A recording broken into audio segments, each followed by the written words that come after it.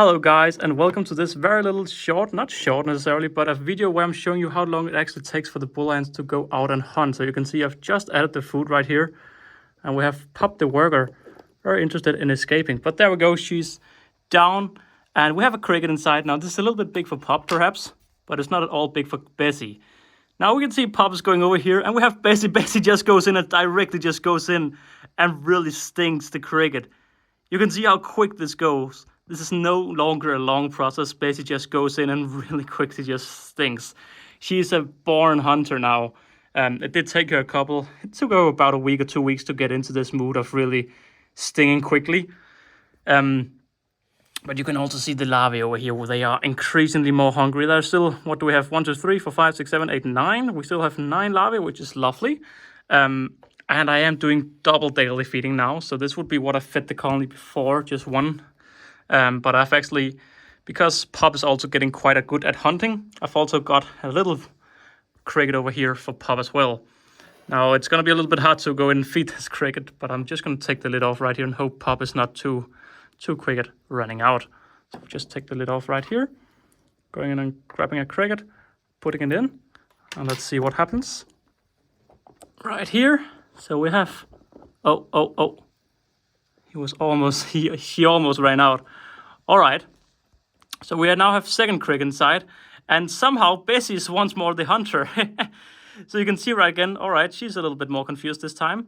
She's normally very quick to think, but it may be because I'm speaking, and whenever I speak, she always gets a little bit confused. That is what a lot of you people last time talked that it was about. There we go, she got it.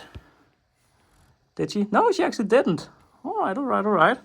Normally they're born hunters, like you saw with the first cricket. That's what I wanted to show, how quickly they actually go in and hunt, but this is actually going really wrong. Oh, no, that was the first one again. Yeah, that was the first one who just got an extra sting right there. But I'm impressed that Bessie didn't just drag this one in. Normally they're done with hunting and everything within only about a minute or so. There we go. Now she's dragging it in. Oh no, she needs to back in. She can't walk in. She needs to go backwards inside due to the very small opening here at the nest. So couldn't you just go in and show that, Bessie?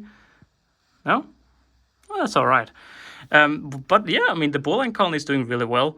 I was hoping that they would take in the protein a little bit quicker. Bessie seems to be a little bit confused, but there we go. Now Pup is going out hunting out. Come on, Pup. Is it because I'm talking you're getting confused? There we go. So yeah, they're getting really good at hunting. And Bessie always comes over every time Pup hunts something. So Bessie can really sense whenever she, and I know Pup is a girl, but I'm going to call him a him just because it's more funny. But it always seems Bessie knows when Pup is hunting because she comes over and looks how Pup is doing. But you can see that they're both just hanging out in the outworld, which is quite annoying because it's harder and harder for me to actually go in and clean the old debris. But they're getting so efficient at going out hunting. It is incredible. Like in 3 minutes, now Bessie is also stinging again. But in 3 minutes, they've gone and hunted both crickets. Now, what they then do is they take the crickets home and they place them in this chamber for about 15 minutes or so. I think it's to make sure that the venom is making sure that it's dead. But after about 15 minutes, they put it over to the larvae. Now, as you can see, the larvae they're big. They are really big. That's also why I'm so scared of not feeding them. So that's also why I'm doing daily feeding. And I recently started feeding them roaches, but I just don't feel the same confidence with the roaches because they play dead and they forget to hunt them. So I have to chop the head off for them to go in and hunt. Because when the head is off the roach, they move and then they can hunt it. But I don't know, it feels a lot more secure with the cricket. Because the cricket, it seems they can eat a lot more of it because it doesn't have that exoskeleton.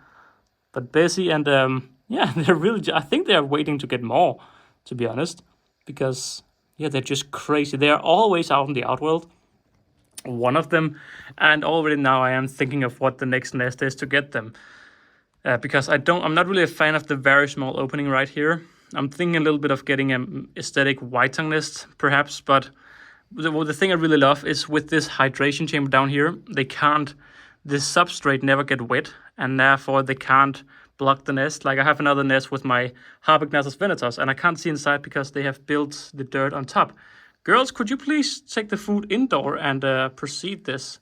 I mean, I know I'm not going to show everything, but I was hoping that they could at least show what they stored inside. Could you...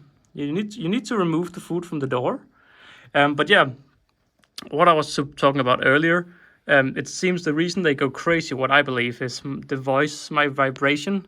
Because I often record them like I do right now, when I'm doing TikToks and different things.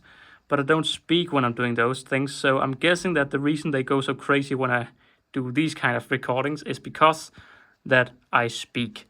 But it doesn't seem like we're gonna get them to get in the door, but that's how it is.